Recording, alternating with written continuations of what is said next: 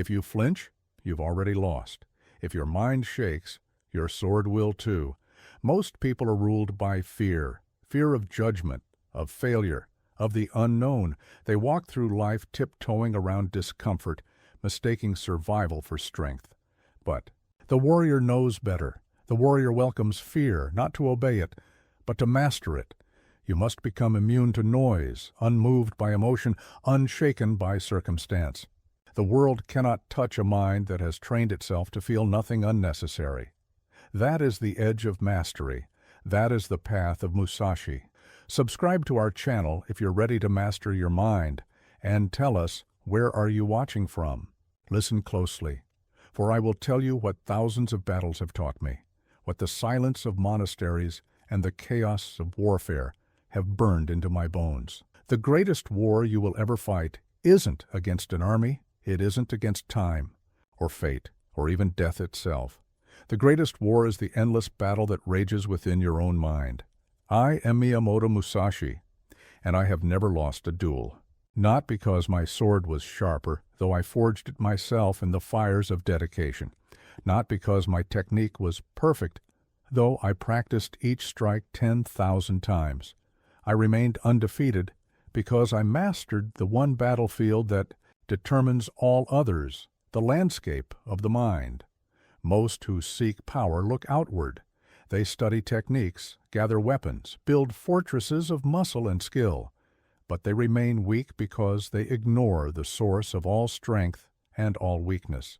The mind that wields these tools, a sword in an unfocused mind, is as useless as a brush in the hands of a monkey. You must first master the silence within before you can master anything without. Here is what most don't understand. Your mind, right now, is like a pond disrupted by 10,000 ripples. Each ripple is a thought, a fear, a desire, a distraction. You cannot see clearly through troubled waters. You cannot strike true when your mind trembles with doubt. This is why most people live their entire lives in weakness. They never learn to still the waters of their mind. But I will teach you what the monasteries taught me, what the battlefield confirmed, and what decades of victory have proven. The path to unshakable power begins with a single truth. Mental clarity is the foundation of all strength. When your mind is still, your actions become perfect. When your thoughts are clear, your strikes never miss. When your spirit is untroubled, no enemy can find weakness in your armor. Think of the bamboo in a storm. Why does it survive while mighty oaks fall? Because it bends without breaking, moves without resistance, returns to center without effort. Your mind must become like this. Bamboo, let thoughts come, let them go. Never grip them, never fight them. Simply observe them as they pass like clouds across an endless sky. This is not passive acceptance. This is not weakness. This is the highest form of strength, the ability to remain unmoved at your center while chaos spins around you. In battle, the warrior who panics is already defeated. The one who fears has already felt the cut of the sword. But the one whose mind remains still, whose spirit stays centered, this is the one who cannot be defeated. Begin your training here. Sit in silence for 1 hour each day, not to relax, not to find peace, but to forge your mind into a blade of perfect clarity. Watch your thoughts arise. Watch them fade. Do not follow them. Do not fight them. Simply observe. When you can sit unmoved while your mind throws its entire arsenal of distractions at you, then you are beginning to understand the way of the warrior. Remember this. Every external battle is first won or lost in the mind. Every defeat I've witnessed began with a mental tremor, a moment of doubt, a flicker of fear. And every victory was first achieved in moments of perfect mental clarity, when the mind became like still water, reflecting reality exactly as it is, without distortion. The path I teach is not easy. Many will start, few will continue, fewer still will reach the summit. But for those who persist, who forge their mind day after day in the fires of discipline, a power awaits that no external force can defeat. Strength emerges that no circumstance can break. Begin now. Find your silence. Forge your clarity. The path to mastery starts within. All other victories will follow. Let me tell you about fear. Not the stories you've heard, not the lies you've been told, but the truth I've learned from staring death in the face more times than the seasons I've witnessed. Most men believe fear is their enemy. They run from it, hide from it, try to drown it in wine, or bury it beneath false courage. These men remain weak because they never understand. Fear is not your enemy. Fear is your training ground. Fear is the forge where warriors are made. I have watched thousands of samurai train.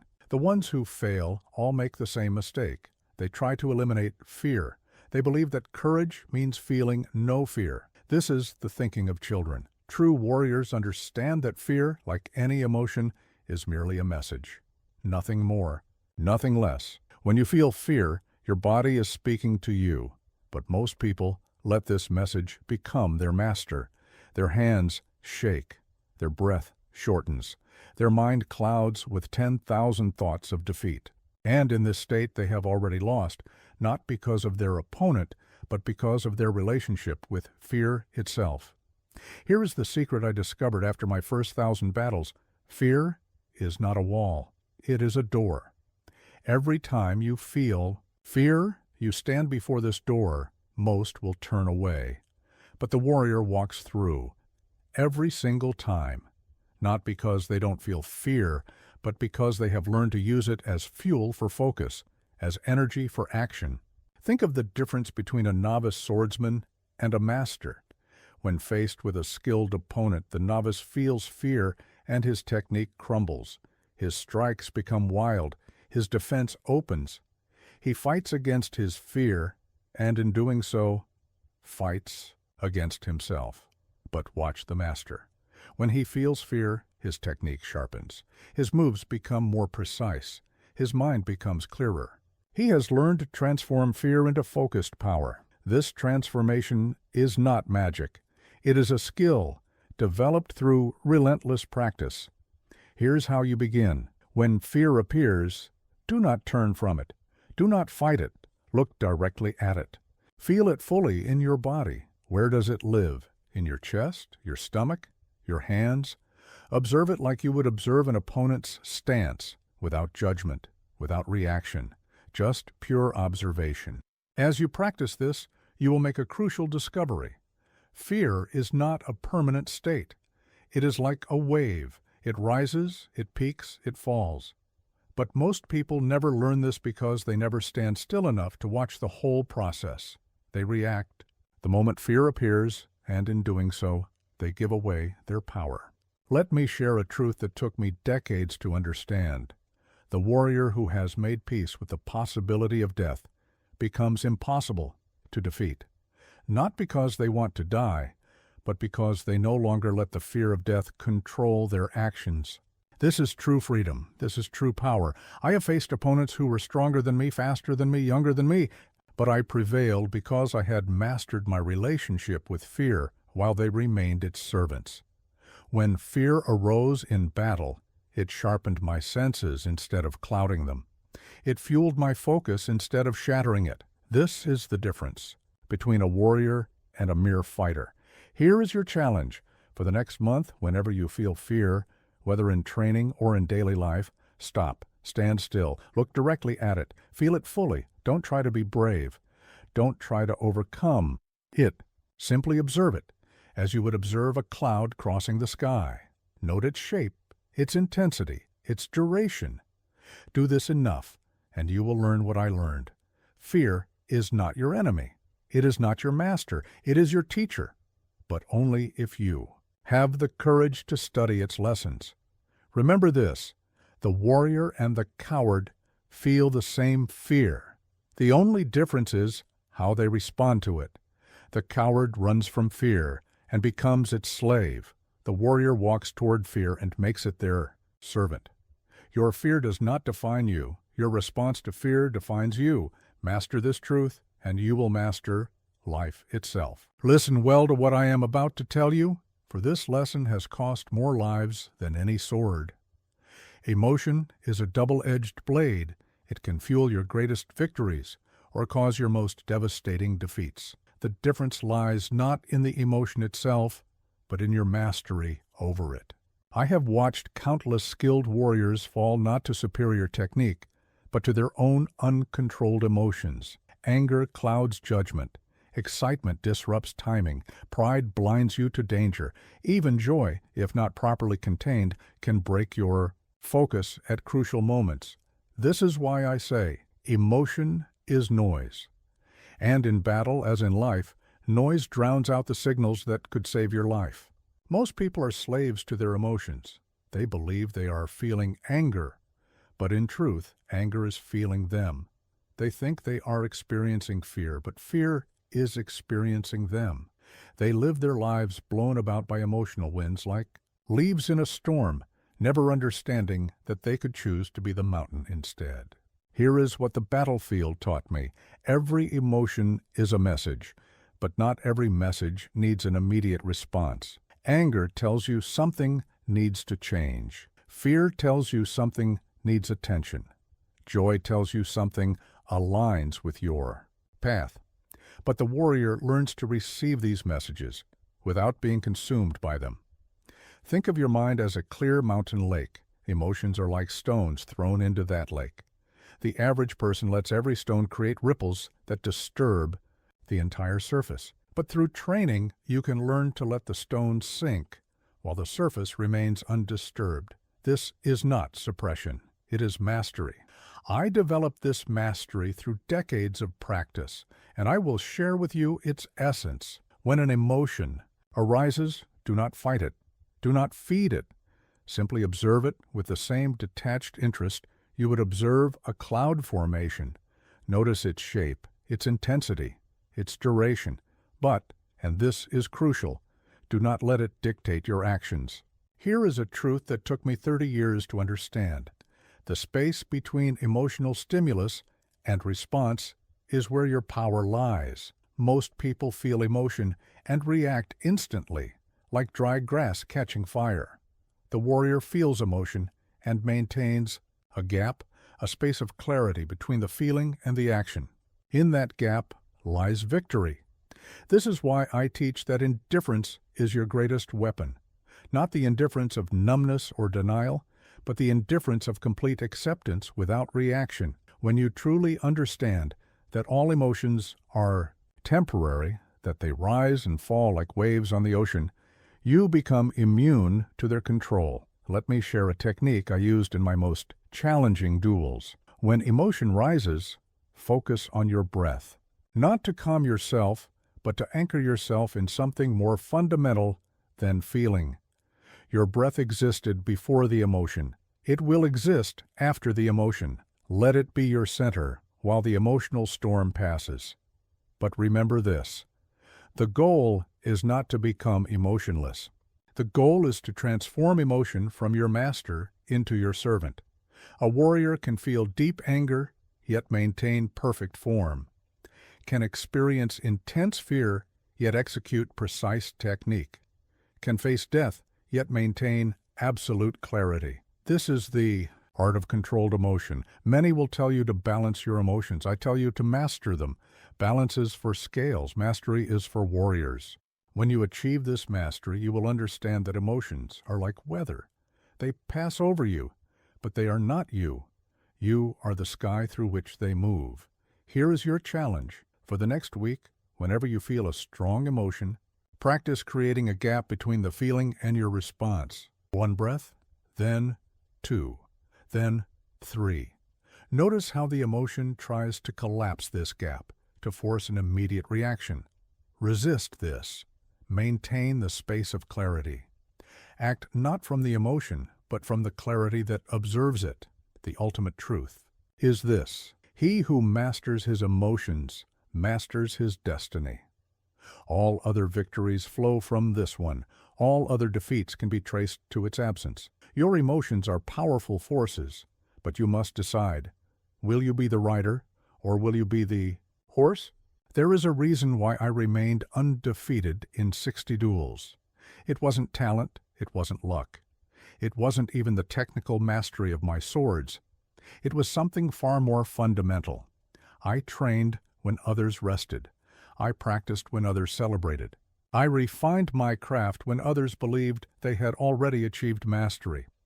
Let me share with you the truth about training that separates warriors from pretenders. True training is not about the body. The body is merely the vessel.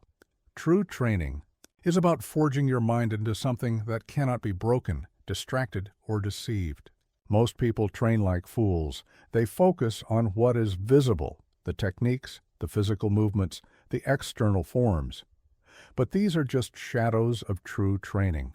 The real work happens in the depths of your mind, in the fortress of your will, in the foundation of your spirit. Here is what most fail to understand. Every movement, every technique, every skill is first born in the mind. Your body can only execute what your mind can envision with perfect clarity. This is why I say, train. Like a warrior, but think like a ghost. A ghost has no limitations, no fears, no doubts. It moves through walls as if they don't exist. Your mind must become like this, unbounded, unrestricted, unlimited. When I trained with two swords, I first mastered them in my mind. For hours, days, weeks, I would sit in perfect stillness, visualizing every possible angle, every potential strike, every conceivable defense. Only when I could execute flawlessly in my mind did I pick up the actual swords. By then, my body was merely catching up to what my mind had already mastered. This is the level of discipline required for true mastery. Your training never stops. You train when you eat, observing how your mind approaches hunger and satisfaction. You train when you walk, feeling how your body balances and moves through space. You train when you speak, noting how your words affect the energy of those around you. Every moment becomes an opportunity for refinement. But remember this crucial truth: discipline without direction is just punishment. Your training must have crystal clear purpose. Every repetition, every practice session, every moment of study must be guided by unwavering intent. This is why I say, focus is not something you have. It is something you are. Here is how you begin. Choose one skill, any skill, and commit to practicing it with absolute precision for 100 days. Not when you feel motivated, not when conditions are perfect. Every single day, without excuse, without compromise. This is not about the skill itself. This is about forging your will into something unbreakable. Most will fail this challenge. They will make excuses. They will find reasons to skip a day, then two, then abandon the practice entirely. This is why most remain mediocre. They cannot sustain the mental intensity required for true mastery. Their mind wanders, their focus fractures, their will breaks. But if you persist, something remarkable happens. Your mind begins to transform. The scattered thoughts that once clouded your consciousness begin to settle. The internal chatter that once disrupted your focus begins to quiet. You develop what I call the warrior's mind, clear, focused, unwavering. This is when true power emerges, when your body and mind move as one, without hesitation, without doubt, without internal conflict. This is what it means to think like a ghost while training like a warrior. Your physical presence becomes formidable, while your mind becomes impossible to grasp or restrict. Here is your challenge. For the next 100 days, choose one specific aspect of your life or training. It could be a morning meditation, a particular technique, or even the way you arrange your living space. Practice it with absolute precision and unwavering attention. No excuses, no breaks, no compromise. Document your progress not in terms of external achievement, but in terms of mental clarity and focus. Notice how your mind tries to create distractions, generate excuses, find escape routes. This resistance is your real training ground. Overcoming it is your true practice. Remember, the difference between a warrior and a dreamer is not talent. It is not opportunity. It is not even determination. The difference is discipline, the ability to maintain absolute focus and unwavering practice. Day after day, year after year, regardless of mood, circumstance, or consequence. Your mind must become like the moon reflecting on water, perfectly clear, utterly still, yet impossible to grasp. This is the way of the warrior. This is the path to unshakable power. Listen carefully to what I am about to tell you, for this lesson has saved my life more times than I can count. Hesitation is a poison that kills more warriors than any sword. It is the shadow between thought and action, the gap between decision and deed, the pause that becomes your tomb. I have watched countless skilled fighters fall, not because they lacked technique, not because they lacked strength, but because they hesitated at the crucial moment. That microscopic pause between recognition and response, this is where battles are lost, where opportunities die, where destiny slips through trembling fingers. Let me share with you what the battlefield taught me. In the moment of action, thinking is already too late. If you have to think about your response, you have already lost. This is why training must be so intense, so complete, that your body moves before your mind has time to hesitate. Most people misunderstand this teaching. They believe it means acting without thought, rushing blindly into action. This is the thinking of fools. What I speak of is deeper. It is about eliminating the gap between decision and action, about becoming so clear in your purpose that hesitation cannot find a foothold in your mind. Here is the truth that took me decades to understand. Hesitation is not a physical phenomenon. It is a mental one. It is born from the collision of conflicting thoughts, from the war between desire and fear, from the battle between what must be done and what feels safe. I developed a method to eliminate hesitation, and I will share it with you now. Make smaller decisions, but make them absolutely. Most people think too big, try to solve everything at once, and become paralyzed by the magnitude of their choices. Instead, break every decision down to its smallest component. Then execute that small decision with complete commitment. When I faced an opponent, I never thought about winning the entire duel. I thought only about the next move, the next breath, the next heartbeat. Each of these tiny decisions was made with total clarity and executed without hesitation. String enough of these perfect moments together, and victory becomes inevitable. This is why I say, the ultimate technique is no technique. When you have trained properly, when you have prepared completely, when you have committed fully, there is no need for hesitation. Your body knows what to do. Your mind knows what must be done. All that remains is to act. But remember this, elimination of hesitation does not mean elimination of wisdom. You must learn to distinguish between the hesitation that comes from fear and the pause that comes from strategy. A strategic pause is not hesitation. It is positioning. Hesitation is when you know what must be done but delay through weakness. Here's a truth that may surprise you. The warrior who never hesitates is not fearless. They have simply learned to make decisions even in the presence of fear. They have trained themselves to act precisely when action is required, regardless of how they feel in that moment. This is your challenge. For the next 30 days, practice making instant decisions in small matters. What to eat, what to wear, which path to take to your destination. Make these decisions instantly and stick to them. No second guessing, no revision, no hesitation. As you practice this, you will discover something profound, the speed of your hearse. Decisions matters less than the completeness of your commitment to them. A slow decision, executed without hesitation, is far more powerful than a fast decision plagued by doubt. Watch how your mind tries to create space for hesitation. It will generate doubts, suggest alternatives, create reasons to pause. This is not wisdom speaking. It is weakness trying to preserve itself. Learn to recognize this voice and move past it. There is a state of mind that lies beyond hesitation. It is not reckless. It is not thoughtless. It is pure clarity combined with immediate action. This is what the ancient masters called no mind, not the absence of thought, but the absence of gap between thought and action. Remember, in the crucial moment, you will not rise to the level of your hopes. You will fall to the level of your training. If you have trained yourself to hesitate, you will hesitate when it matters most. If you have trained yourself to act with clarity, you will act with clarity when everything is at stake. Your hesitation is not your friend. It is not wisdom. It is not caution.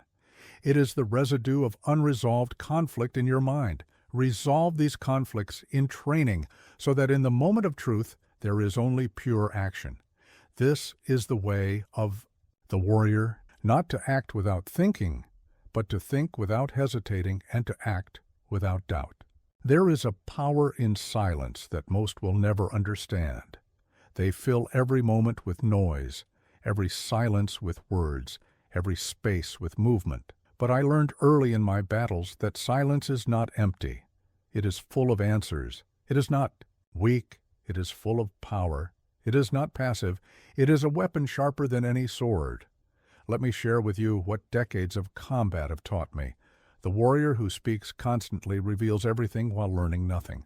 The warrior who maintains silence learns everything while revealing nothing. This is not just about speaking. It is about mastering the art of strategic silence. Most people fear silence. They rush to fill it with words, with movement, with distraction. In doing so, they miss the crucial truth. Silence is where power gathers. It is where clarity emerges. It is where your opponent reveals their weakness without realizing it. I have won duels before drawing my sword, simply by maintaining absolute silence in the face of provocation. Watch what happens when you meet aggression with silence, challenge with stillness, chaos with calm. Your opponent becomes unsettled. Their mind begins to race. They start to question themselves. In their desperation to break your silence, they break themselves. Here is what most fail to understand. Silence is not the absence of action. It is action of the highest order. It is the plane where real power operates. Think of the deep ocean. On the surface, waves crash and foam. But in the depths, vast currents move with silent, unstoppable force. Your power must be like this, not in the noisy surface display, but in the silent depths of absolute certainty. This is why I teach. Learn to speak less and observe more. Every word you speak is a tactical revelation. Every silence you maintain is a strategic advantage. When you absolutely must speak, let your words be like the cut of a sword, clean, precise, necessary. All else is weakness disguised as communication. But remember this crucial distinction. Strategic silence is not the same as being silent out of fear or confusion. Many hide their weakness behind silence. True strategic silence comes from a position of absolute clarity and power. It is not the silence of the void. It is the silence of the volcano before eruption. Here is a technique I developed through years of combat. When faced with any situation that urges you to speak or act immediately, impose upon yourself a period of absolute silence. 1 breath, then 2, then 3. In this silence, you will see what others miss. You will hear what others cannot. You will know what others only guess at. Most warriors focus only on what to do, what to say, how to act. But mastery often lies in knowing what not to do, what not to say, when not to act. This is why silence is strategy. It creates space for true power to gather, for real understanding to emerge, for your opponent to reveal their hand. Your challenge is this. For the next 7 days, reduce your words by half, not by speaking more slowly or by avoiding conversation, but by eliminating everything that does not serve a strategic purpose. Notice how people react to your silence. Notice how your own mind tries to fill the space with unnecessary words. Notice how your power grows as your words diminish. Watch what happens in moments of conflict or pressure. Most people rush to fill the silence with explanations, justifications, nervous chatter. Stand apart from this weakness.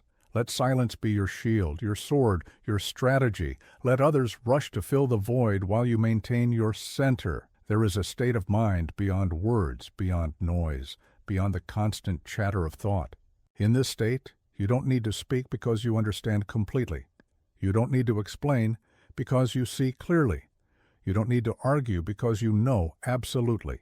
Remember, the deepest waters run silent. The strongest purpose needs no announcement. The clearest mind maintains the quietest surface.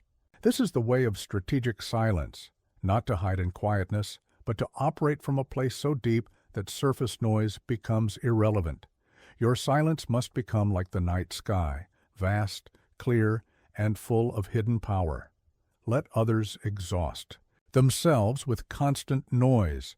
You will conserve your energy, gather your strength, and strike with the absolute clarity that only true silence can provide. This is the mark of the master. Not that they have many things to say, but that they know exactly when to remain silent. Listen well to what I am about to share, for this lesson cost me more blood than any other. The warrior who tries to control chaos will be destroyed by it. The warrior who learns to flow with chaos becomes invincible. This is not philosophy. This is survival. I have watched countless skilled fighters fall because they tried to impose their will on chaos.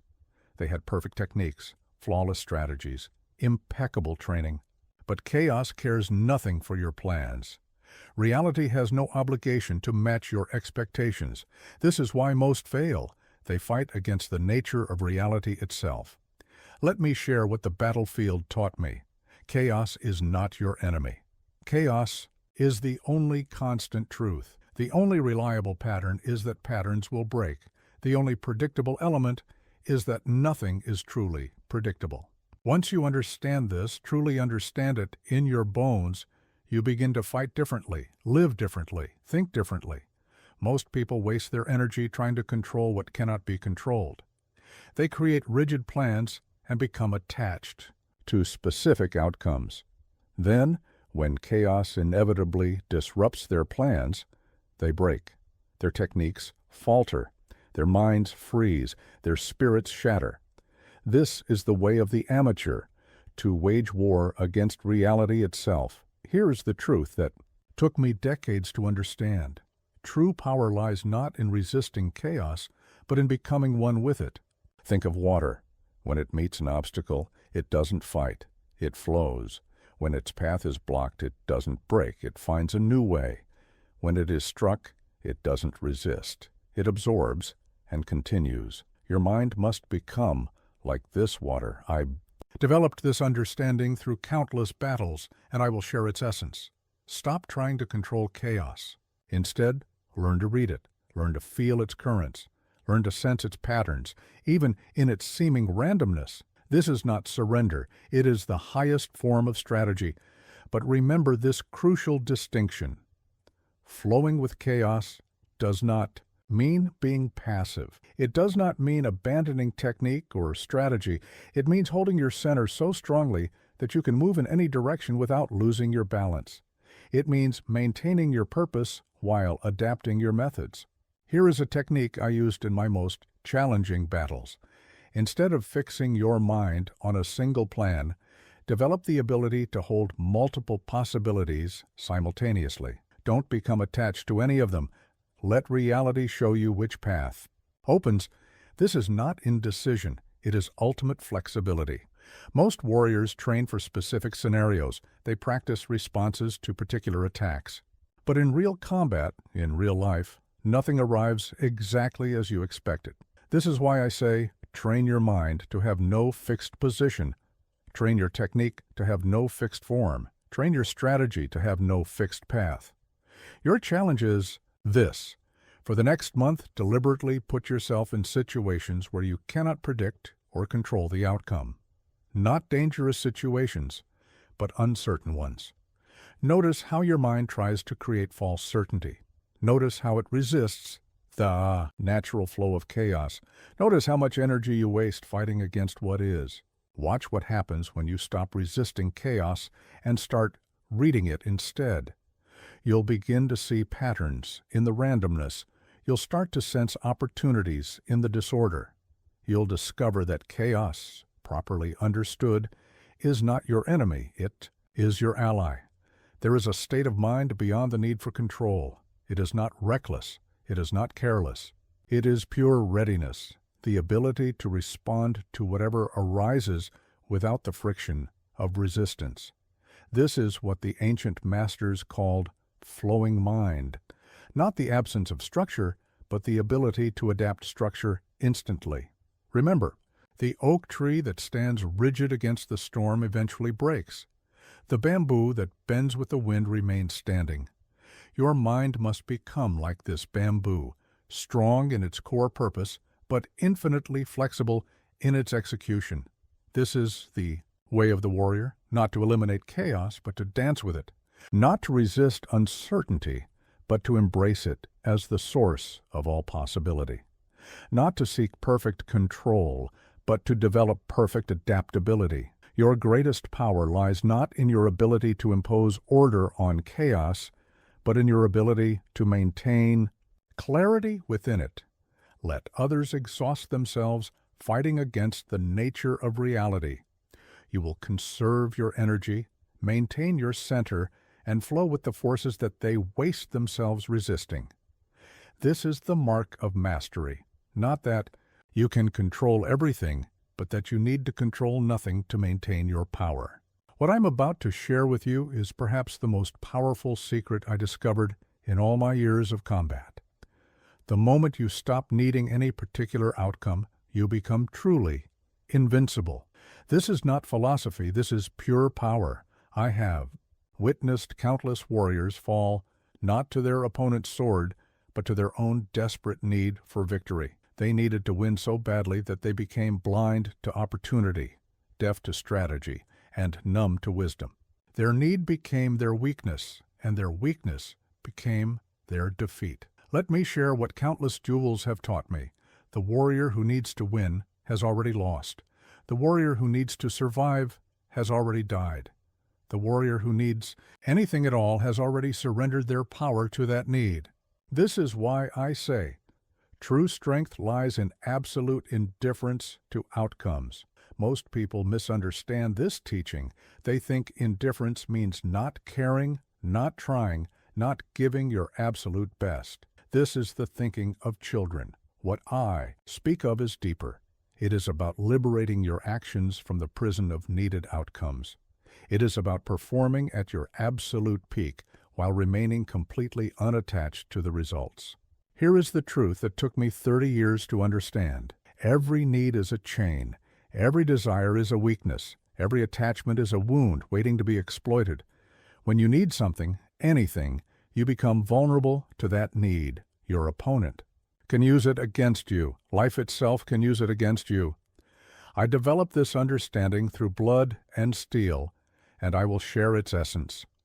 Train yourself to want nothing, need nothing, attached to nothing, not because you are empty, but because you are so full of purpose that external outcomes become irrelevant.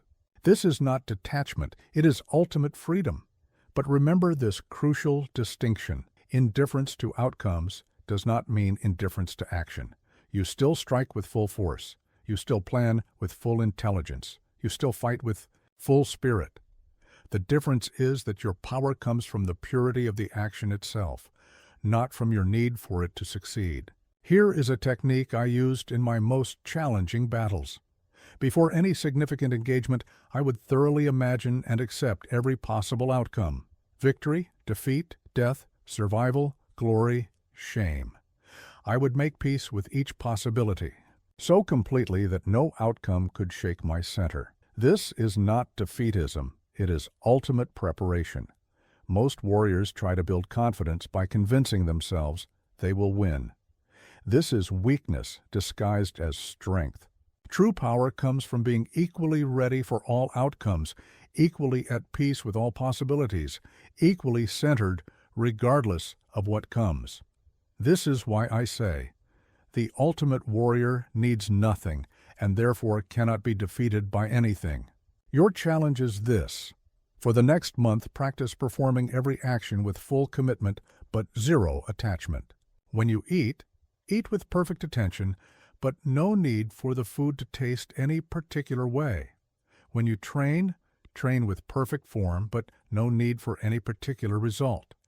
When you speak, speak with perfect clarity, but no need for others to understand or agree. Watch what happens when you release your grip on outcomes. Notice how your mind tries to create false needs, false attachments, false necessities. Notice how much energy you waste wanting things to be different from what they are. Notice how your power grows as your needs diminish. There is a state of mind beyond need, beyond attachment, beyond the constant craving for particular outcomes. In this state, you don't need to win because you are already complete. You don't need to survive because you have already made peace with death. You don't need anything because you are already everything you need to be. Remember, the warrior who needs nothing is feared by everything, not because they are aggressive, but because they cannot be controlled. Not because they are powerful, but because they cannot be weakened. Not because they are skilled, but because they cannot be manipulated through their needs. This is the way of the warrior, not to eliminate desire, but to transcend it, not to suppress needs, but to operate from a place so complete that needs become irrelevant. Not to avoid attachment, but to root yourself so deeply in your own center that nothing external can shake you. Your greatest power lies not in what you can achieve, but in what you can release. Let others exhaust themselves chasing outcomes. You will conserve your energy, maintain your center, and achieve more precisely because you need to achieve nothing. This is the mark of mastery. Not that you succeed in everything, but that your power remains undiminished regardless of success or failure. There is a lesson I learned not through victory, but through the countless whispers and judgments that followed my unconventional path. Criticism is nothing more than a mirror, reflecting not your truth, but the limitations, fears, and understanding of those who offer it. Master this truth, and you master an invisible battle that defeats most warriors before they ever draw their sword. I have watched talented warriors crumble not from the strike of a blade, but from the weight of others' opinions. They had the skill, the strength, the technique, but they lacked the spiritual armor to deflect the arrows of criticism. Their need for approval became the gap in their defense through which defeat entered. Let me share what decades of being both praised and condemned have taught me. Only the insecure need to defend against criticism. Only the uncertain need to explain themselves. Only the ungrounded need others to understand their path. The true warrior takes what is useful from criticism and lets the rest fall away like cherry blossoms in the wind. Most people react to criticism in one of two ways. They either crumble beneath it or harden against it. Both responses are weakness. Crumbling makes you vulnerable to every whispered doubt. Hardening makes you blind to valuable insights. There is a third path. Learn to stand unmoved, yet fully aware, like a mountain that neither resists the rain nor is damaged by it. Here is the truth that took me years to understand. Every criticism you receive tells you more about the critic than about yourself. When they say impossible, they mean I cannot. When they say foolish, they mean I don't understand. When they say wrong, they mean different from my way. I developed this understanding through years of breaking with tradition, and I will share its essence. Take criticism as data, not judgment. When someone criticizes your path, they are giving you valuable information about their limitations, about common objections you'll face, about the gaps between their understanding and your vision. This is not about being right or wrong. It is about gathering intelligence. But remember this crucial distinction. Using criticism as a mirror does not mean ignoring it completely. Some criticism contains seeds of truth that can strengthen your practice. The art lies in developing the clarity to separate useful guidance from empty noise. This is why I say, let criticism inform you, but never let it define you. Here is a technique I used when facing doubters and detractors. I would listen to their criticism with perfect attention, but zero attachment. I would ask myself, what does this reveal about their understanding? What can I learn about human nature from this? What valid points might be hidden within their limited perspective? This is not defensiveness, it is strategic wisdom. Most warriors try to prove their critics wrong. This is wasted energy. The true warrior knows that your path will prove itself through results, not arguments. Your success is your response. Your mastery is your argument. Your peace is your defense. This is why I say, let your excellence be your answer to criticism. Your challenge is this. For the next month, receive all criticism without emotional reaction. Don't defend. Don't explain. Don't resist.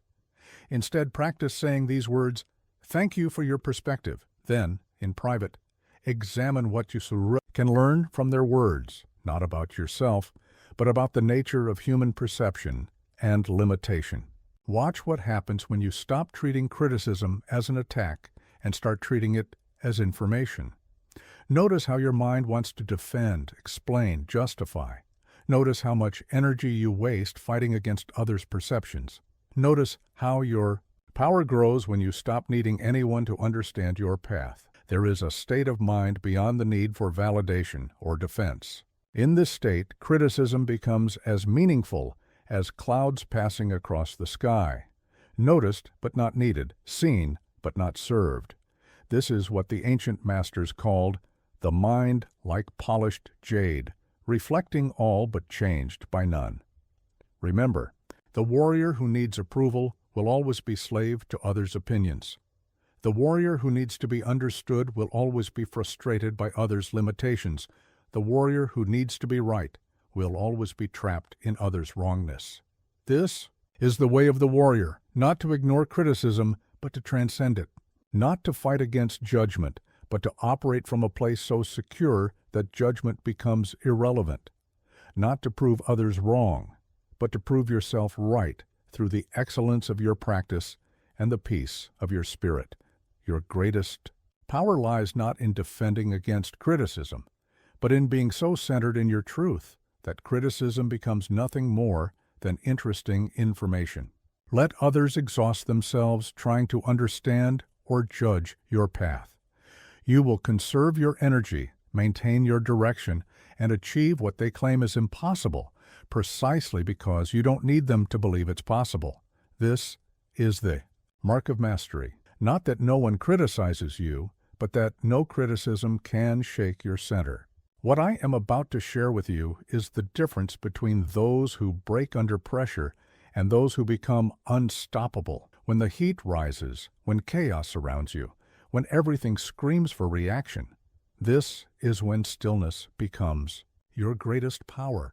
I have watched powerful warriors crumble not because they lacked strength, but because they lacked stillness.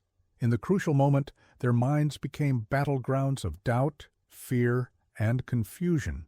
Their bodies, despite years of training, betrayed them because their spirits could not maintain calm in the storm. Let me share what the deadliest duels have taught me. The ability to maintain absolute stillness under extreme pressure is not natural. It is an art that must be cultivated through relentless practice. Most people believe pressure demands action, chaos demands movement, threat demands response. This is the thinking that leads to defeat.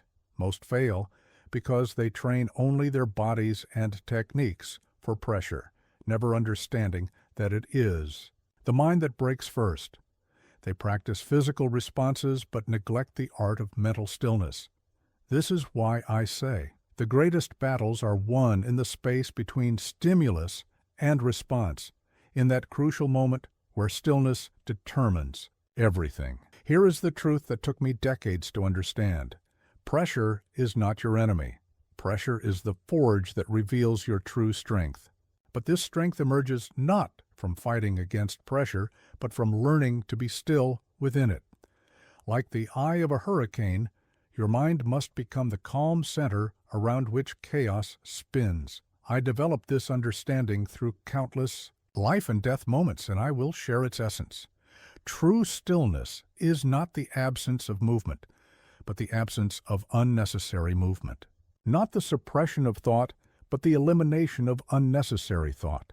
Not the denial of emotion, but the mastery of emotional reaction. But remember this crucial distinction. Stillness under pressure does not mean becoming passive or unresponsive. It means maintaining such perfect clarity that your actions emerge from a place of absolute certainty rather than desperate reaction. This is why I say, be still until action is necessary, then move like lightning. Here's a technique I use in my most dangerous battles. I would practice what I call the mind like moon on water. The moon's reflection on a still lake is perfect, undistorted. When waves come, like pressure, like chaos, like threat, the moon's reflection breaks into 1,000 pieces. But the moon itself remains unmoved, unaffected, unchanged. Your mind must become like this moon. Most warriors try to gather themselves. Under pressure, this is already defeat. You must learn to maintain your gathering so completely that pressure cannot disperse it. This is the difference between trying to find calm in chaos and being the calm within chaos. This is why I say, don't seek stillness, become stillness. Your challenge is this. For the next month, deliberately put yourself under increasing pressure while practicing perfect stillness. Start small. Hold your hand in ice water while maintaining mental calm. Progress to more challenging situations. Speak in public while keeping your mind still as a mountain lake. Face confrontation while keeping your spirit unmoved as the deep ocean. Watch what happens when pressure meets stillness. Notice how your mind wants to race, your emotions want to spike, your body wants to tense. Notice these reactions without following them. Notice how power grows not from resistance to pressure, but from transcendence of it. There is a state of mind beyond reaction to pressure. In this state, chaos cannot touch your center. Crisis cannot shake your clarity. Combat cannot disturb your calm. This is what the ancient masters called immovable mind, not because it cannot be moved, but because it has no need to move. Remember, the warrior who cannot find stillness in chaos will always be victim to chaos. The warrior who cannot maintain clarity under pressure will always be defeated by pressure. The warrior who cannot keep their center in combat will always be at the mercy of combat. This is the way of the warrior, not to eliminate pressure, but to transcend it, not to avoid chaos, but to find stillness within it, not to escape combat, but to maintain perfect clarity throughout it. Your greatest power lies not in your ability to respond to pressure, but in your ability to maintain stillness regardless of pressure. Let others exhaust themselves reacting to every threat, responding to every challenge, breaking under every strain. You will conserve your energy, maintain your center, and move with devastating efficiency precisely because you have mastered the art of stillness.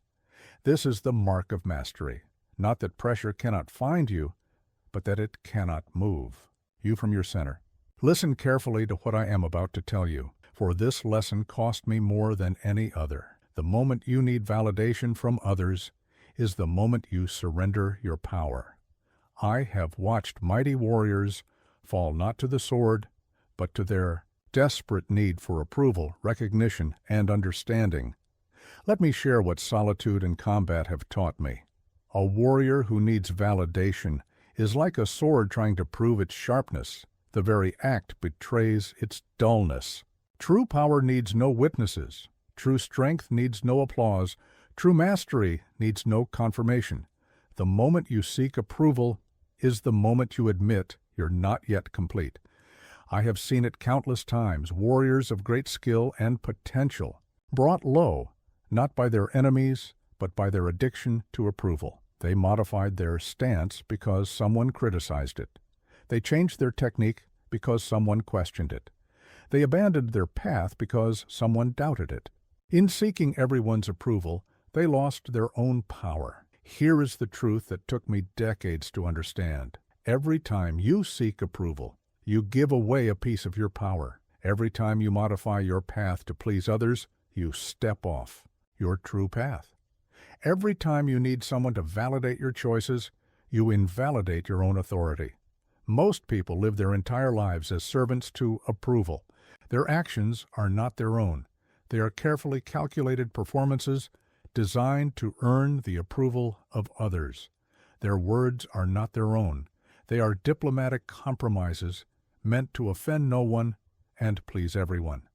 Their very thoughts are not their own. They are mental negotiations with the imagined judgments of others. I developed this understanding through years of walking a solitary path, and I will share its essence. The need for approval is a chain that binds you to mediocrity. It forces you to live at the level of those whose approval you seek.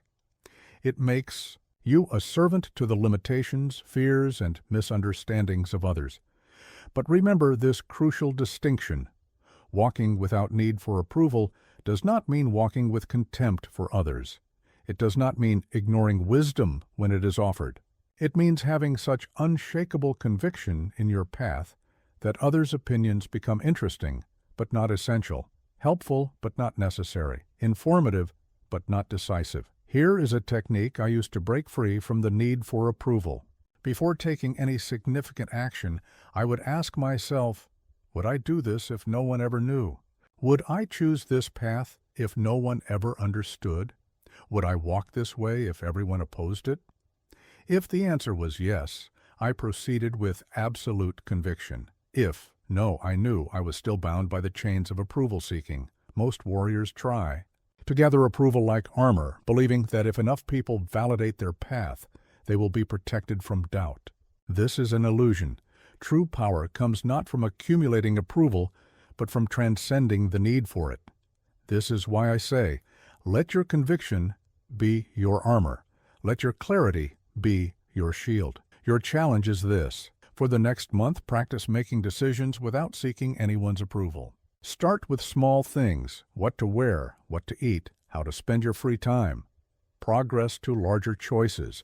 Notice the almost irresistible urge to check with others, to seek validation, to look for confirmation. Resist this urge not by fighting it, but by becoming independent of it. Watch what happens when you stop seeking approval. Notice how your mind tries to create scenarios where others validate your choices. Notice how much energy you waste imagining others' reactions to your decisions. Notice how your power grows when you reclaim this wasted energy and invest it in your own conviction. There is a state of mind beyond the need for approval. In this state, you don't act to impress, speak to please, or live to satisfy others. Expectations. You move with pure intention, speak with pure truth, live with pure purpose.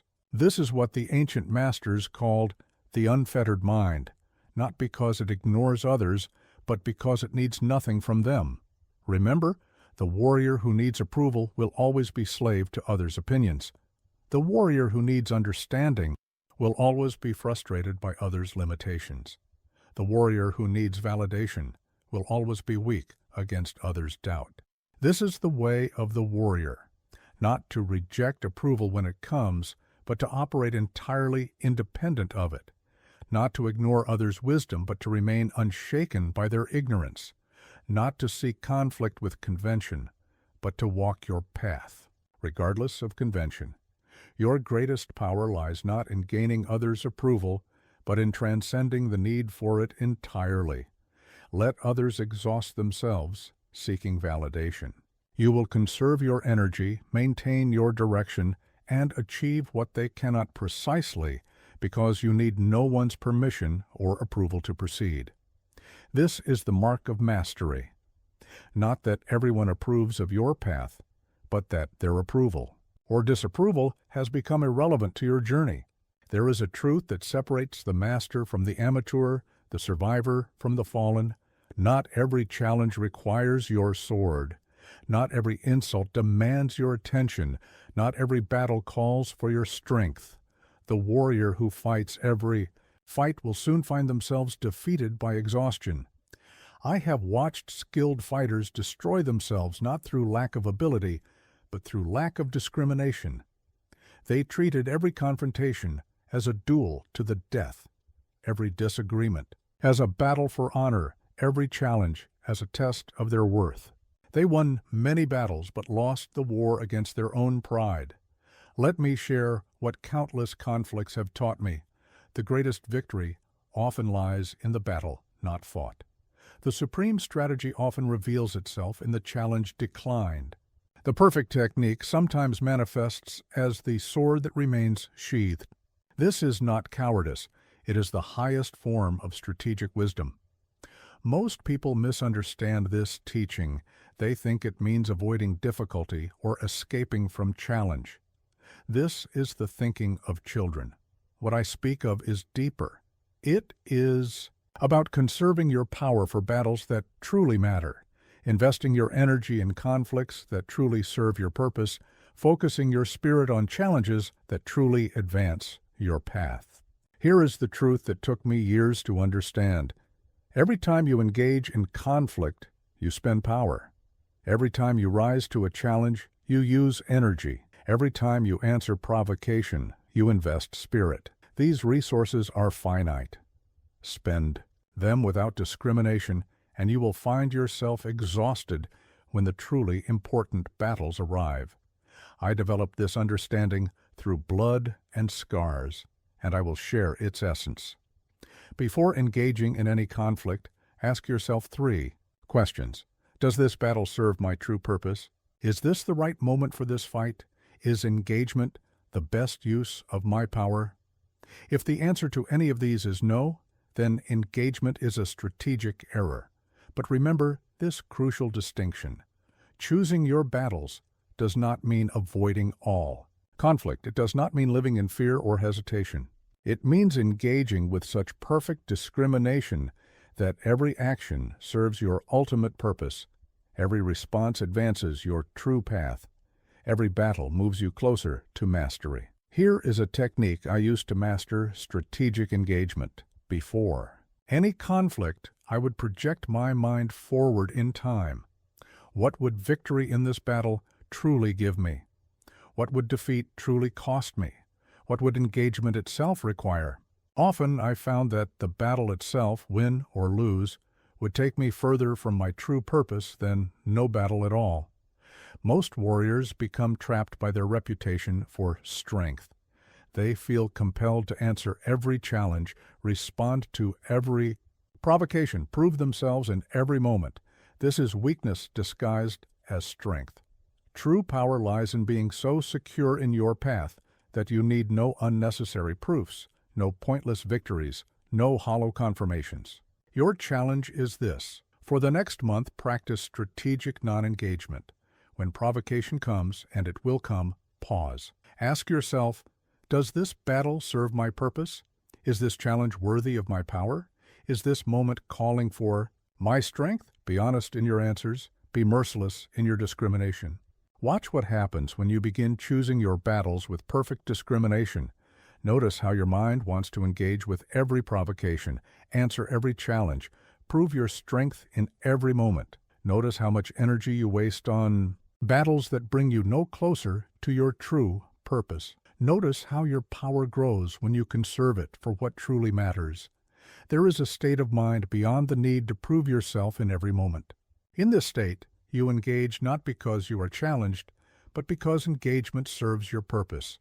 You fight not because you are provoked, but because fighting advances your path. You respond not because you are questioned, but because response aligns with your strategy. Remember, the warrior who fights every battle will soon have no strength for any battle. The warrior who answers every challenge will soon have no power for real challenges. The warrior who engages with every provocation will soon find themselves controlled by those provocations. This is the way of the warrior, not to avoid conflict, but to engage only in conflicts that serve your true purpose. Not to flee from challenges, but to accept only challenges that advance your true path. Not to ignore provocations, but to respond only to provocations that align with your true strategy.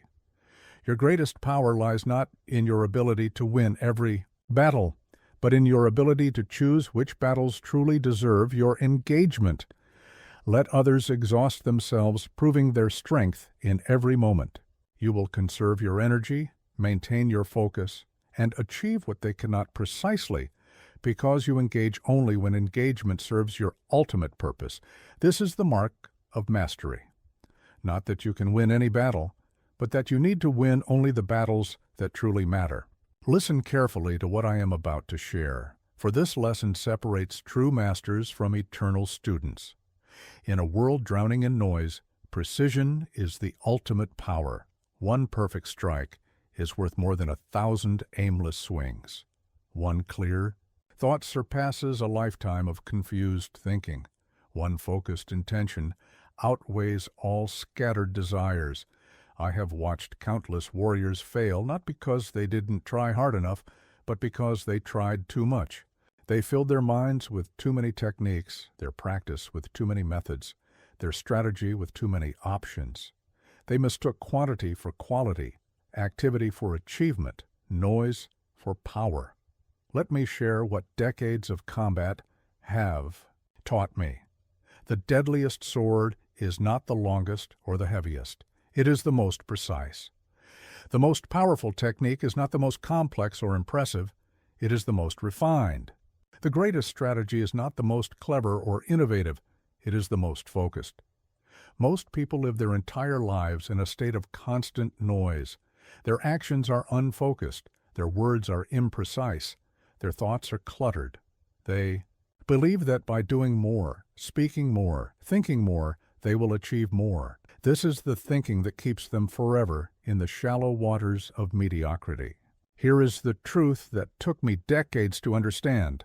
Power lies not in addition but in subtraction, not in accumulating but in eliminating, not in complexity but in simplicity. Every unnecessary movement is a weakness. Every extra word is a dilution. Every scattered thought is a defeat before battle begins. I developed this understanding through countless duels, and I will share its essence. True precision comes not from adding more precision, but from eliminating everything that isn't precise. It's not about doing more things right. It's about doing fewer things wrong. This is why I say the ultimate technique is no technique. But remember this crucial distinction. Precision is not perfectionism. Perfectionism is a form of noise, the endless chatter of not good enough that prevents true mastery. Precision is different. It is the ruthless elimination of everything that does not serve your purpose, everything that does not advance your path, everything that does not strengthen your power. Here is a technique I used to develop devastating precision. Before any action, any word, any decision, I would ask, is this necessary? Does this serve my purpose? Could this be done with less? If something could be eliminated without losing effectiveness, it was eliminated. If something could be simplified without losing power, it was simplified. Most warriors try to become stronger by adding more techniques, more training, more strategy. But true power often comes from subtraction, eliminating unnecessary movement, removing wasted energy, cutting away everything that doesn't serve your ultimate purpose. This is why I say, don't add strength, remove weakness. Your challenge is this. For the next month, practice ruthless precision in everything. When you speak, eliminate every unnecessary word. When you move, cut away every wasted motion. When you think, clear away every scattered thought. Start with small things, the way you arrange your space, the way you perform daily tasks, the way you express simple ideas. Watch what happens when you begin eliminating noise from your life. Notice how your mind tries to hold on to complexity, how your ego tries to maintain impressiveness, how your habits try to preserve wastefulness. Notice how much energy you waste on things that don't truly matter. Notice how your power grows when you focus it through the lens of precision. There is a state of mind beyond the addiction to noise. In this state, every word has purpose, every action has meaning, every thought has clarity. This is what the ancient masters called effortless power, not because it requires no effort, but because all effort is precisely directed, with nothing wasted on noise. Remember, the warrior who lives in noise will die in noise. The warrior who thinks in chaos will act in chaos. The warrior who tolerates imprecision will achieve only imprecise results. This is the way of the warrior, not to do more, but to waste less. Not to know more, but to be more certain about what truly matters. Not to become stronger, but to apply strength with more precision. Your greatest power lies not in how much you can do, but in how precisely you can do what matters most. Let others exhaust themselves with noise and complexity. You will conserve your energy, maintain your focus, and achieve what they cannot precisely because you have mastered the art of precision. This is the mark of mastery. Not that you can do many things, but that everything you do serves your purpose with perfect precision. What I am about to share with you reaches beyond technique, beyond strategy, beyond the superficial understanding of victory and defeat. The warrior who has prepared for every loss becomes immune to loss itself. This is not pessimism. It is the deepest form of pragmatic wisdom. I have watched mighty warriors crumble, not from the blow that struck them, but from their inability to accept that blow could land. They had trained their bodies for combat, but left their spirits fragile to the possibility of defeat. They had prepared for victory so completely that loss shattered not just their technique, but their very identity. Let me share what facing death thousands of times has taught me. The warrior who fears loss has already lost. The warrior who denies the possibility of defeat has already been defeated. The warrior who cannot face their own end will end before their time. This is why I say, prepare for loss so completely that it loses its power to break you. Most people live in constant denial of loss. They train only for victory, visualize only success, prepare only for triumph. This is not strength. It is weakness wearing the mask of confidence. True power comes not from denying loss, but from transforming your relationship with it entirely. Here is the truth that took me decades to understand. Every loss contains the seed of greater victory. Every defeat offers the opportunity for deeper wisdom. Every end creates space for a new beginning, but you can only access these gifts if you have prepared your mind to receive them. I developed this understanding through countless battles, and I will share its essence. Before any significant engagement, imagine and accept every possible loss. Your technique, your victory, your life. Accept these possibilities so completely that they lose their power to surprise or shake you. This is not defeatism. It is ultimate preparation. But remember this crucial distinction. Preparing for loss does not mean expecting loss.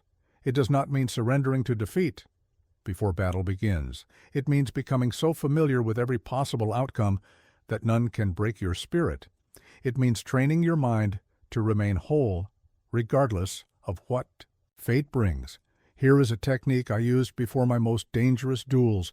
I would die completely in my mind before the battle began. Not metaphorically, completely. I would face and accept my own end so thoroughly that death lost its power to frighten me.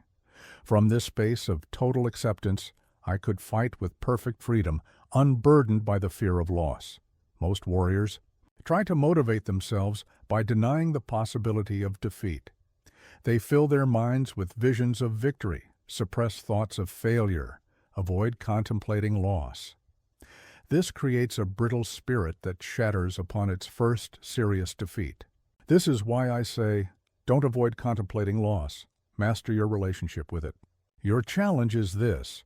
For the next month, practice complete acceptance of loss in everything you do. Before any significant action, face and accept the worst possible outcome. Not superficially, completely. Feel it, understand it, make peace with it.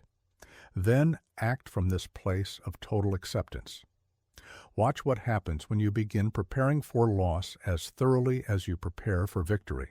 Notice how your mind tries to escape this practice, how it seeks comfort in denial, how it clings to the illusion of certainty. Notice how much energy you waste trying to avoid what cannot be avoided. Notice how your power grows when you acquire the ability to act without the fear of loss. There is a state of mind beyond the fear of loss. In this state, you don't fight to avoid defeat. You fight from complete acceptance of all possibilities. You don't act to prevent failure. You act from readiness for any outcome. You don't move to escape death. You move from perfect reconciliation with mortality. Remember, the warrior who cannot face loss will be defeated by the fear of defeat. The warrior who cannot accept failure will be paralyzed by the possibility of failure. The warrior who cannot contemplate death will be haunted by mortality's shadow. This is the way of the warrior, not to seek loss, but to remove its power to break you, not to embrace defeat, but to transcend its ability to define. You, not to chase death, but to achieve such complete acceptance that its presence no longer disturbs your clarity. Your greatest power lies not in your ability to prevent loss, but in your capacity to remain unbroken by any loss. Let others exhaust themselves trying to avoid the unavoidable. You will conserve your energy, maintain your center, and achieve what they cannot precisely because you have mastered your relationship with loss itself. This is the mark of mastery, not that you never lose, but that no loss can defeat your spirit. Listen well to what I am about to share, for this lesson cuts to the heart of true power. Real confidence is not built in the crowd's roar or the master's praise. It is forged in the depths of solitude. The warrior who cannot be alone cannot truly be strong. I have watched countless fighters rise and fall, and I noticed a pattern. Those who depended on external validation to fuel their confidence inevitably crumbled when that validation was withdrawn. Their strength was borrowed. Their power was rented. Their confidence was a fragile illusion maintained by others' approval. Let me share what years of solitary training have taught me. The deepest confidence is built in moments when no one is watching, when no one is clapping, when no one is there to witness your struggles or celebrate your victories. This is where true power is forged, in the silent forge of solitude. Most people fear solitude. They rush to fill every quiet moment with noise, every empty space with distraction, every lonely hour with company. They never understand that this constant flight from solitude is also a flight from their own power. You cannot build true confidence while running from yourself. Here is the truth that took me decades to understand. Every moment of solitude is an opportunity to strengthen your relationship with the only warrior who will be with you in every battle, yourself. When you learn to stand unmoved in the face of your own company, you become immovable in the face of any challenge. I developed this understanding through countless hours of solitary practice, and I will share its essence. True confidence is not the belief that you will succeed. It is the knowledge that you can handle failure, not the certainty that you are strong, but the understanding that you can endure weakness, not the assurance of victory, but the acceptance that you will remain whole regardless of the outcome. But remember this crucial distinction. Solitude is not isolation. Isolation is what happens when you hide from the world. Solitude is what happens when you face yourself completely. One is escape, the other is confrontation. One weakens, the other strengthens. One is fear, the other is power. Here is a technique I used to build unshakable confidence. I would deliberately seek out moments of complete solitude, not to rest, not to escape, but to confront every doubt, fear, and weakness that emerged in the quiet. In solitude, there is nowhere to hide from yourself. This is not punishment, it is purification. Most warriors try to build confidence through external achievements, through victories witnessed by others, through praise earned in public. But such confidence is like a paper fortress, impressive to look at, but useless in real battle. This is why I say, let solitude be your teacher, silence be your training ground, isolation be your forge. Your challenge is this. For the next month, seek out regular periods of complete solitude. Not comfortable solitude filled with distractions. Real solitude where you face yourself completely. Start with an hour, progress to a day, move toward longer periods. In these moments, do not flee from discomfort. Do not escape into activity. Simply be present with yourself. Watch what happens when you begin embracing solitude as your teacher. Notice how your mind tries to escape, how it generates reasons to seek company, how it invents excuses to avoid this confrontation with self. Notice how much energy you waste running from your own company. Notice how your power grows when you learn to stand firmly in your own presence. There is a state of mind beyond the need for external validation. In this state, you don't seek confidence, you emanate it. You don't need strength, you are strength. You don't chase power, you realize the power that has always been within you. This is what the ancient masters called self-contained spirit, not because it needs nothing, but because it contains everything it needs. Remember, the warrior, who needs others to feel strong, will always be weak when alone. The warrior who needs praise to feel skilled will always be shaken by criticism. The warrior who needs witnesses to feel confident will always be powerless in solitude. This is the way of the warrior. Not to reject company, but to be complete without it. Not to disdain praise, but to remain unaffected by its presence or absence. Not to avoid recognition, but to maintain power regardless of whether anyone recognizes it. Your greatest power lies not in what you can do before others, but in who you are when no one is watching. Let others exhaust themselves seeking external validation. You will conserve your energy, maintain your center, and achieve what they cannot precisely because you have learned to draw power from the depths of solitude. This is the mark of mastery. Not that others believe in you, but that you no longer need others to believe in you. Let me share with you a truth that society fears to acknowledge. Those who achieve true mastery are never balanced. They do not live moderate lives. They do not practice reasonable dedication. They burn with an obsession that the mediocre call madness, but which is actually the fire of absolute purpose. I have watched thousands of warriors train, and I can tell you this with certainty. Those who achieved true mastery were not those with the most talent, the best teachers, or the finest equipment. They were those who became obsessed with perfection, consumed by improvement, possessed by the pursuit of mastery. Most people will tell you to find balance, to maintain perspective, to avoid extremes. This is the advice that creates mediocrity. This is the thinking that produces practitioners, but never masters. This is why I say, if you want to achieve what others cannot achieve, you must be willing to do what others will not do. Let me share what decades of singular focus have taught me. What appears as obsession to the masses is simply clear sight of purpose.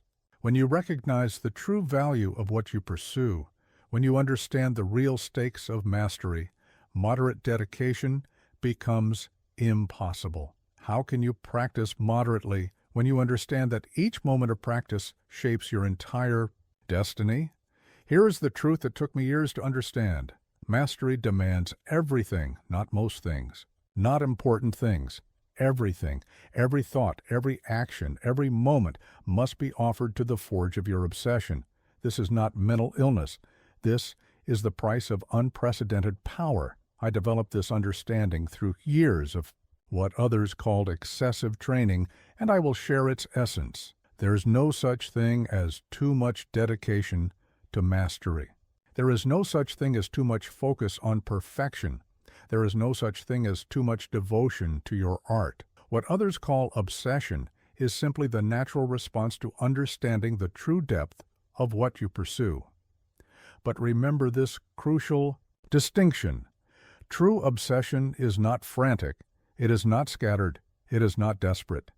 True obsession is calm, focused, and absolutely certain. It is not a mental illness to be cured. It is a level of clarity that few achieve and even fewer understand. Here is a truth that society won't tell you. The greatest achievements in human history were not produced by balanced individuals. They were created by people who became so completely absorbed in their pursuit that the very notion of balance became meaningless. This is not a flaw. It is a prerequisite for greatness. Most warriors try to maintain what society calls healthy perspective. They train hard, but not too hard. They practice long, but not too long. They dedicate themselves substantially, but not completely. And in maintaining this balance, they maintain their mediocrity. This is why I say, let your dedication be total, or do not begin at all. Your challenge is this. For the next month, choose one aspect of your training and become completely absorbed in it. Not partially, not substantially, completely. Think about it constantly. Dream about it. Wake up to it. Allow yourself to become what others would call obsessed, not to impress anyone, but to experience the power of total dedication. Watch what happens when you give yourself permission to become completely consumed by your pursuit. Notice how society tries to pull you back to mediocrity. Notice how friends and family question your dedication. Notice how your own mind tries to rationalize a return to balance. Notice how your power grows when you reject these voices and embrace the fire of total commitment. There is a state of mind beyond what society calls reasonable. In this state, every moment is training, every experience is instruction, every interaction is opportunity for mastery. This is what the ancient masters called the mind of the way, not because they were unbalanced, but because they had found something worth giving everything to. Remember, the warrior who practices with moderation will achieve moderate results. The warrior who trains within reason will achieve reasonable results. The warrior who pursues mastery with balance will achieve balanced mediocrity. This is the way of the warrior, not to become obsessed for obsession's sake, but to recognize that mastery worthy of the name demands nothing less than everything you have to give. Not to reject balance because you are unstable, but to transcend balance because you have found something worth dedicating your entire being to. Your greatest power lies not in maintaining perspective, but in focusing so completely that all other perspectives become irrelevant. Let others exhaust themselves trying to maintain balance. You will conserve your energy, maintain your focus, and achieve what they cannot precisely because you have surrendered yourself completely to the pursuit of mastery. This is the mark of mastery, not that you practice perfectly, but that you have offered everything you are to the pursuit of perfection. Listen carefully to what I am about to share, for this lesson reveals the deepest paradox of power. Your greatest strength lies not in your ability to persist, but in your ability to walk away. Your ultimate power is not in what you can achieve, but in what you can abandon without hesitation. I have watched countless warriors fall, not because they lacked the strength to win, but because they lacked the strength to walk away. They became trapped by their own determination, imprisoned by their own persistence, enslaved by their own unwillingness to let go. Their very dedication became their weakness. Let me share what the hardest battles have taught me. The warrior who cannot walk away from anything is actually controlled by everything. The fighter who must win every battle will eventually lose the war. The master who cannot abandon a path that no longer serves them will eventually become servant to that path. Most people misunderstand this teaching. They think the ability to walk away means giving up, surrendering, admitting defeat. This is the thinking of amateurs. What I speak of is deeper. It is about maintaining such complete sovereignty over yourself that nothing and no one can compel you to continue what no longer serves your true purpose. Here is the truth that took me decades to understand. Attachment is the source of all weakness. When you become attached to any particular outcome, you become vulnerable to that attachment. When you become attached to any specific path, you become limited by that path. When you become attached to any single way of power, you become controlled by that way. I developed this understanding through blood and triumph, and I will share its essence. True power lies not in what you can keep, but in what you can release. Not in what you can achieve, but in what you can walk away from. Not in what you can control, but in what you can freely abandon. But remember this crucial distinction. Walking away is not the same as running away.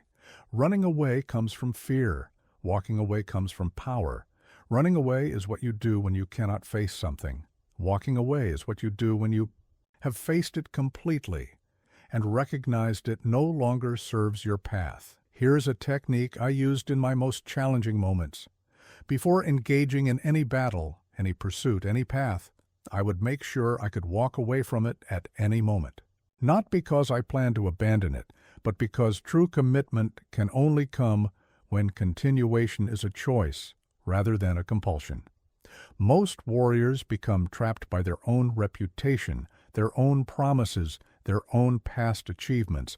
They continue not because continuation serves them, but because they cannot bear to release what they have built. This is not dedication, it is imprisonment. This is why I say, true power is the ability to walk away from anything. Status, victory, reputation, achievement, the moment it no longer aligns with your true path. Your challenge is this. For the next month, practice the art of walking away. Start with small things, conversations that no longer serve you, activities that waste your energy, commitments that drain your power. Progress to larger things. Notice how much of your life you continue not from choice, but from habit, not from purpose, but from fear of releasing. Watch what happens when you develop the ability to walk away. Notice how your mind resists this practice, how it generates reasons why you must continue, how it creates justifications for remaining attached. Notice how much of your power you surrender to things you could simply walk away from. Notice how your strength grows when you reclaim the power to choose what remains in your life. There is a state of mind beyond attachment to outcomes, beyond commitment to paths, beyond identification with achievements. In this state, you continue not because you must, but because you choose to. You persist not because you are trapped, but because continuation serves your purpose. You engage not because you are attached, but because engagement aligns with your path. Remember, the warrior who cannot walk away will always be controlled by what they cannot release. The warrior who cannot let go will always be limited by what they hold on to. The warrior who cannot abandon will always be mastered by what they cannot surrender. This is the way of the warrior, not to abandon rashly, but to maintain the power of choice in every moment, not to release carelessly, but to hold everything so lightly that releasing requires no effort, not to walk away frequently, but to maintain the ability to walk away instantly when continuation no longer serves truth. Your greatest power lies not in what you can achieve or acquire or maintain, but in what you can walk away from without hesitation or regret. Let others exhaust themselves clinging to what no longer serves them. You will conserve your energy, maintain your freedom, and achieve what they cannot precisely because you have mastered the art of walking away. This is the mark of mastery. Not that you possess many things, but that nothing possesses you. What I am about to share with you is not just another lesson.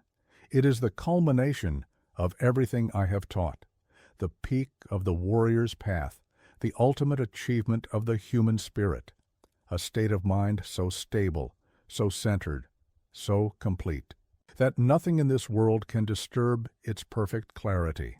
I have watched thousands of warriors achieve technical mastery, physical excellence, tactical brilliance, but I have seen only a handful reach this final summit, a state of mind that transcends all circumstance, all challenge, all change. This is not philosophy. This is not theory. This is the ultimate practical power. Let me share what a lifetime of battle has revealed. The unshakable state is not something you achieve. It is something you uncover by removing everything that can be shaken. It is not a destination you reach, but a reality you reveal by eliminating everything false, everything weak, everything unnecessary. Most people spend their lives trying to build an unshakable state. They accumulate techniques, gather knowledge, develop skills, thinking that if they pile enough power together, they will become invincible. This is the thinking of children. True invincibility comes not from what you can build up, but from what cannot be torn down. Here is the truth that took me a lifetime to understand. The unshakable state is your natural condition. It is not something you need to create. It is what remains when you remove everything that creates instability. Your mind is naturally clear. Your spirit is naturally stable. Your power is naturally complete. Everything else is interference. I developed this understanding through decades of combat and contemplation, and I will share its essence. The path to the unshakable state is not about adding more stability. It is about removing sources of instability. Not about becoming more powerful, but about eliminating what weakens you. Not about achieving peace, but about releasing what disturbs peace. But remember this crucial distinction. The unshakable state is not emotionless. It is not thoughtless. It is not detached from reality. It is a state of such complete engagement with reality that nothing can disrupt your clarity, not because you resist disruption, but because you have eliminated the very possibility of being disrupted. Here is what the final stage of mastery looks like. No fear, because you have faced everything. No need, because you are complete. No reaction, because you have transcended the duality of action and reaction. No doubt, because you have moved beyond the realm where doubt can exist. No hesitation, because you have eliminated the gap between intention and action. Most warriors try to achieve this state through control, controlling their thoughts, controlling their emotions, controlling their responses. But true stability comes not from control, but from transcendence. Not from suppressing what can shake you, but from eliminating what can be shaken. This is why I say, don't try to become unshakable. Remove everything that can be shaken. Your final challenge is this: begin the systematic elimination of everything that disturbs your clarity. Start with the obvious, unnecessary possessions, wasteful activities, draining relationships, progress to the subtle, limiting beliefs, hidden fears, unconscious attachments. Finally, confront the fundamental, your very conception of who you are and what you need. Watch what happens as you eliminate sources of instability from your life. Notice how your mind tries to preserve its familiar patterns of disturbance. Notice how your ego tries to maintain its familiar sources of identity. Notice how much of what you think you need is actually what keeps you from the natural stability of your true state. There is a state of mind beyond all disturbance. In this state, you move not because you need to, but because movement is natural. You respond not because you must, but because response is appropriate. You act not because you want something, but because action is what the moment requires. This is what the ancient masters called the ultimate state, not because it is an achievement, but because it is the natural condition of a mind free from all artificial limitation. Remember, the warrior who seeks stability will always be stabilizing. The warrior who seeks peace will always be pacifying. The warrior who seeks power will always be powering up. But the warrior who eliminates all that can be disturbed discovers the stability that was always there. This is the way of the warrior, not to achieve an unshakable state, but to eliminate everything within yourself that can be shaken. Not to create perfect clarity, but to remove everything that clouds your natural clarity. Not to become something extraordinary, but to remove everything that prevents you from manifesting your natural power. Your greatest power lies not in what you can achieve or maintain or control, but in what remains when all achievement, maintenance, and control become unnecessary. Let others exhaust themselves trying to build towers of stability. You will achieve what they cannot precisely because you have eliminated the very foundation of instability within yourself. This is the final mark of mastery. Not that nothing can shake you, but that there is nothing left in you that can be shaken. And now, warrior, you have heard all that I can teach. The rest is not learning, but unlearning. Not achieving, but eliminating. Not becoming, but unveiling what you have always been. The path is clear. The wisdom is given. The choice, as always, remains yours.